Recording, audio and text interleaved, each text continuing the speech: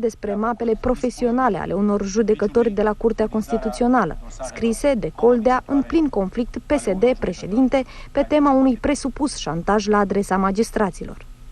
Au fost făcute niște notițe de birou care au ajuns într-o formă care nu s-a putut stabili. Suspendat temporar din funcție la acel moment, Florian Coldea a trecut repede peste incident, mai ales că efectele controlului parlamentar au fost nule. Deci acum 13 ani erați student, acum sunteți prim adjunct. Deci ați avut promovare după promovare în timp scurt. Vă întreb, ce ați făcut ca să ajungeți atât de sus? Nu prea pot să vă spun multe lucruri pe care le-am făcut, dar pot să vă spun că mi-am desfășurat activitatea în zonele informativ-operative ale sistemului, în cadrul Departamentului de Prevenire și Combatere a Terorismului.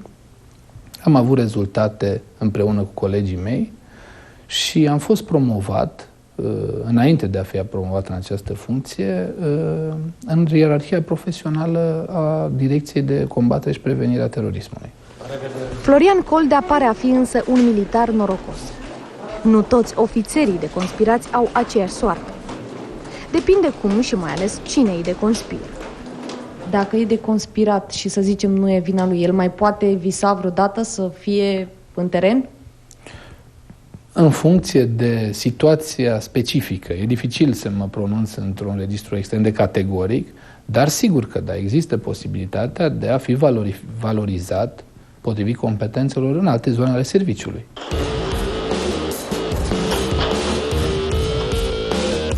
Alte zone ale serviciului pot fi securitate economică de stat și privată, ultima la cerere și contracost, prevenirea și combaterea atacurilor teroriste în interiorul țării, supravegherea secretelor de stat, protecția antiteroristă pentru demnitarii români și străini, suport tehnic pentru interceptări și misiuni în teren ale ofițerilor SRI.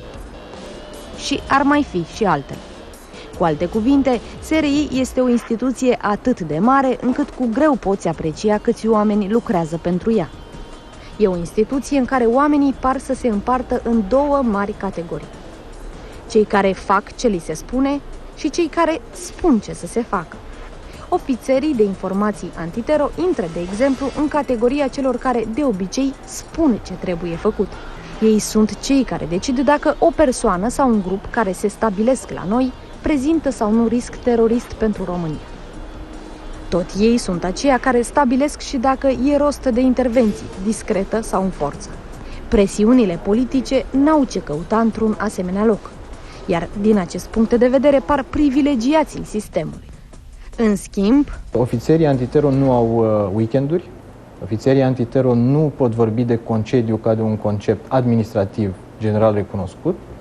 Ofițerii antitero trebuie să fie pregătiți 24 din 24, inclusiv în sărbători, pentru că, bineînțeles, sărbătorile noastre, românești, nu corespund întotdeauna unor alte sărbători, mai ales având în vedere că organizații teroriste internaționale recunoscute caută să atace ținte, în special în perioadele în care consideră că autoritățile au o politică de securitate mai relaxată. Îmi spuneați că dumneavoastră nu ați avut liber? Din perioada septembrie 2001. Și cum rezistați? E și vorba de pregătire.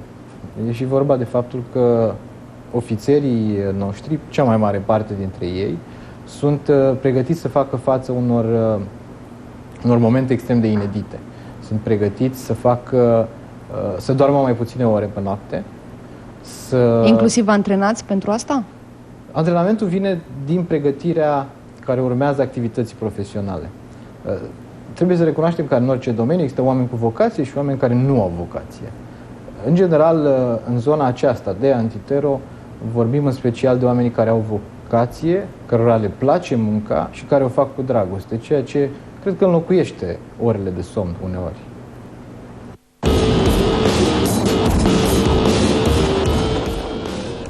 De partea cealaltă a baricadei se află ofițerii antitero de intervenție, care aplică deciziile celor de mai sus sau care intervin ori de câte ori apare o amenințare neanticipată.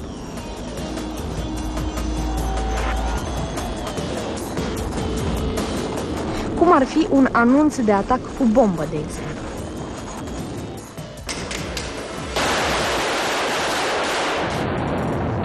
Pentru ofițerii de aici, mulți dintre ei sportivi de performanță la diferite cluburi, principala problemă în teren este autocontrolul.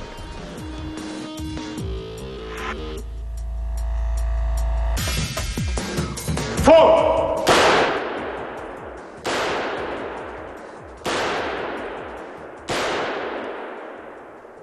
În primul rând, chestia asta presupune un ridicat nivel al agresivității, însă principala problemă o constituie tocmai controlul asupra acestei agresivități.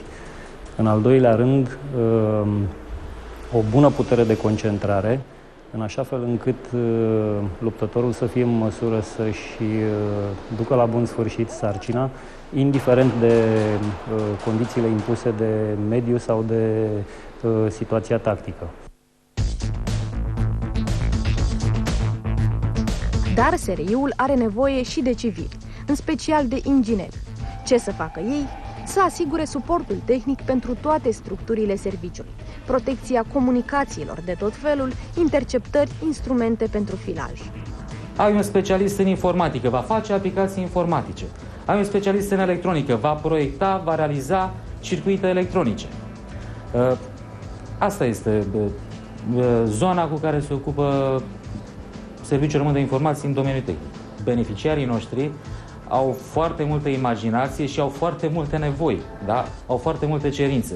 Și fiecare lucru în sine poate reprezenta o provocare, da? Pentru a te documenta, pentru a cerceta, pentru a proiecta, pentru a realiza. Dar puteți să-mi spuneți ce anume? Spun ce ar putea fi mai greu sau mai ușor. Uneori poate chiar o simplă cutie, da? Dar care trebuie să răspundă unor anumite cerințe, poate să reprezinte un efort destul de mare de realizare. Un civil își mai poate găsi locul la SRI și în departamentul care monitorizează presa și, în general, tot ceea ce se comunică public, așa numitul birou surse deschise. În schimb, nu se poate spune despre biroul în cauză că poate fi o sursă deschisă pentru public, după cum vă veți da seama din dialogul următor. Ca și restul interviurilor pentru acest documentar, și cel cu persoana de față a fost asistat din spatele camerei de alți angajați ai SRI, unii dintre ei întrerupând dialogul de câte ori au simțit nevoia.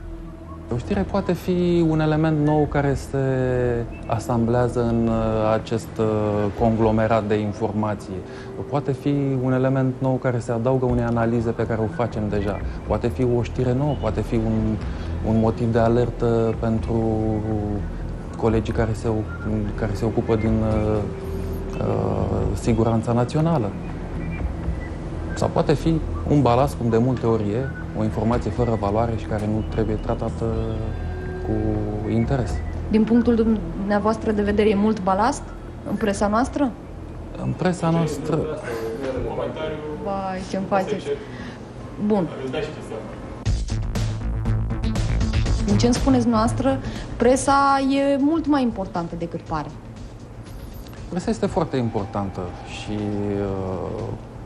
importanța presei este dată de rapiditatea cu care apar informații și cu care sunt date opiniei publice. Cum citiți dumneavoastră un ziar în timpul liber și cum îl citiți la serviciu?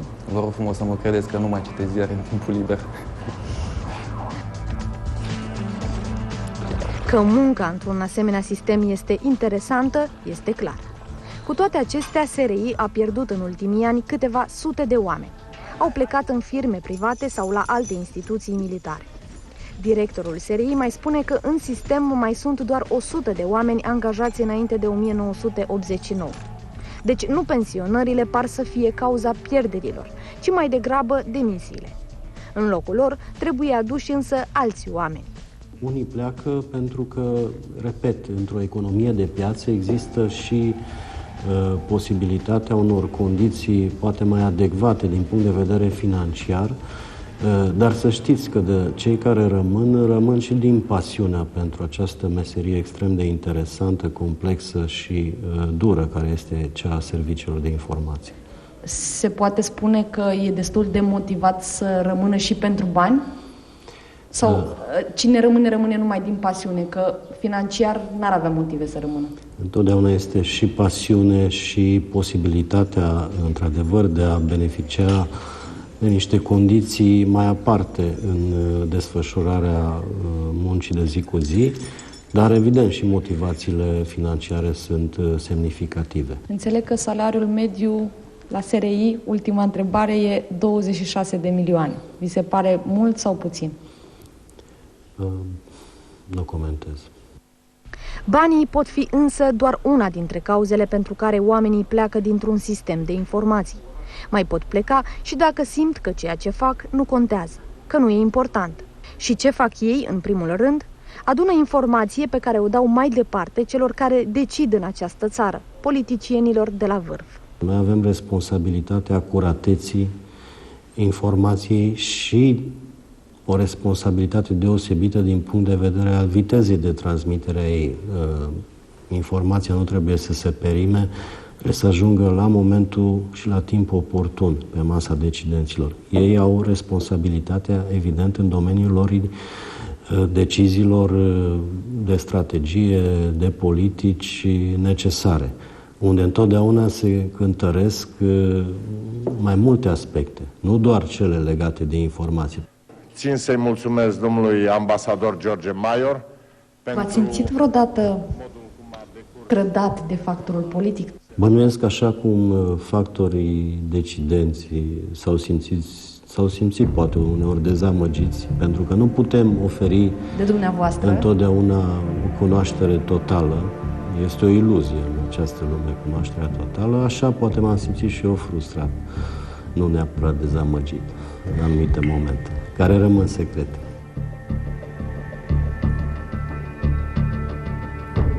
Puternicii afișați ai zilei, politici sau nu, ar fi niște nimeni fără informațiile celor nevăzuți. Pentru că, vorba lui Toeffler, informația înseamnă putere. Iar toate informațiile cheie vin de la oamenii neafișați din serviciile speciale. Iar aceștia știu că oamenii, prieteni sau dușmani, vin și pleacă. Interesele unui stat, chiar și ale României, trebuie să rămână.